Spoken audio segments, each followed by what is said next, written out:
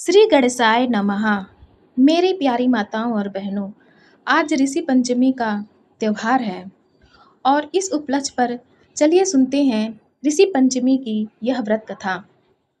श्री सीता स्व जी कहते हैं, देव दिवेश अनेक तरह के व्रत मैंने श्रवण किए, अब संपूर्ण पापों को नाश करने वाले व्रत को आप कहें।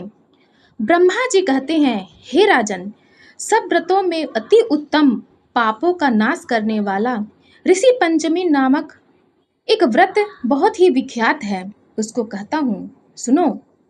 हे राजेंद्र, इस व्रत के करने मात्र से प्राणी नरक को नहीं देखता है। इस विषय में मैं एक पुरातन इतिहास कहता हूँ।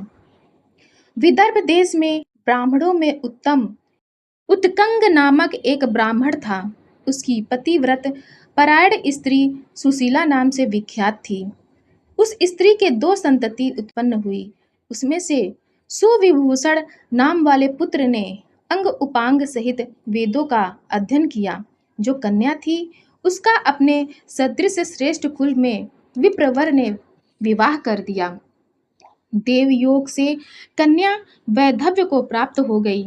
वह पिता के गृह में सती धर्म का पालन कर निवास करने लगी।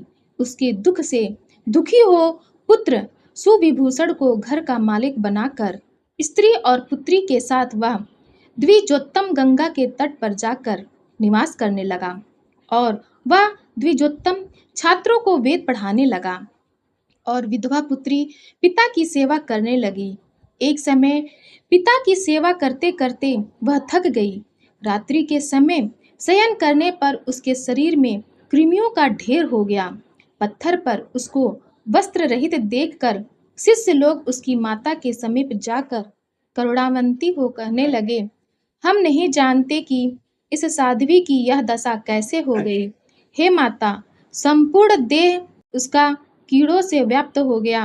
वज्रपात के सदृश शिष्यों के वाक्यों को सुन वह विकल हो तुरंत अपनी सुता के समीप गई और उसको कीड़ों से दुखी देख दुखी हो रुदन करने लगी। वह छाती की ताड़ना करती हुई मूर्छित हो गिर पड़ी। जब चैतन्य हुई तब पुत्री को उठाकर मार्जन कर बाहुओं से पकड़कर उसके पिता के समीप ले गई। स्वामिन, किस पाप से इस साध्वी की ऐसी दशा हुई? रात्रि में सोने के बाद इसके शरीर में कृमि उत्पन्न हो गए।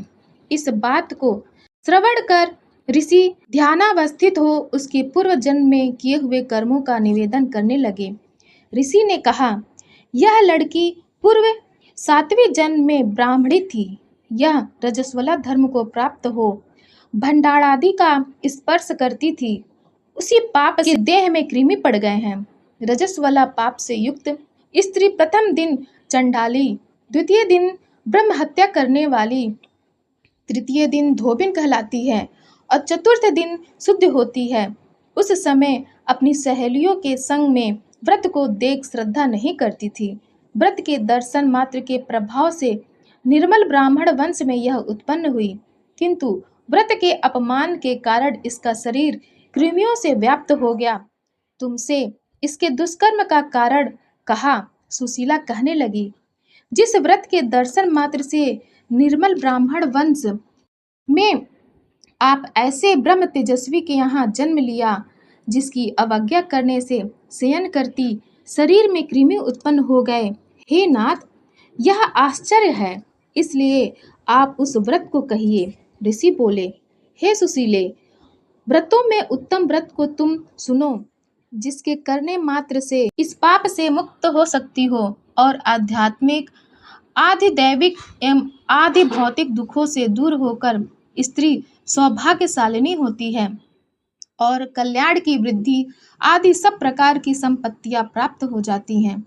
जिस दिन भाद्रपद मास की शुक्ल पक्ष पंचमी हो, उस दिन नदी आदि में स्नान कर नियमवान हो नित्य कर्मों को कर अग्निहोत्रशाला में जाकर ऋषियों को स्वविधि भक्ति पूर्वक पंचामृत से स्नान तथा चंदन, अगर, कपूर इत्यादि सुगंधित द्रव्यों से लेपन करे, नाना प्रकार के पुष्प, गंध, दीपक आदि से पूजन करे, उपवीत सहित सुंदर वस्त्र अर्पण करे और नैवेद्य अच्छे अच्छे फल तथा अर्घ देवें।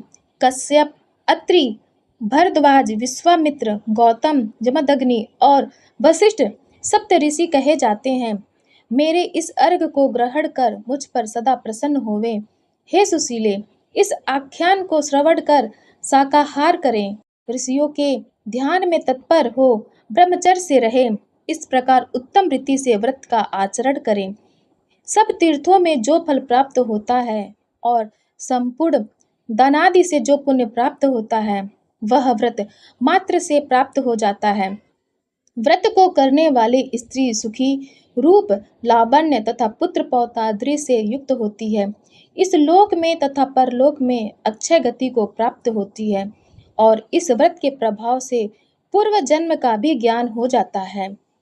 मेरी प्यारी माताओं और बहनों, कथा अच्छी लगी हो तब आप हमारे चैनल सनातन कथा संग्रह को लाइक करें, शेयर करें और सब्सक्राइब करें, ताकि जब हम अपना अगला वीडियो डालें तब आप सभी भक्तगणों के पास सबसे पहले पहुँचे। धन्यवाद।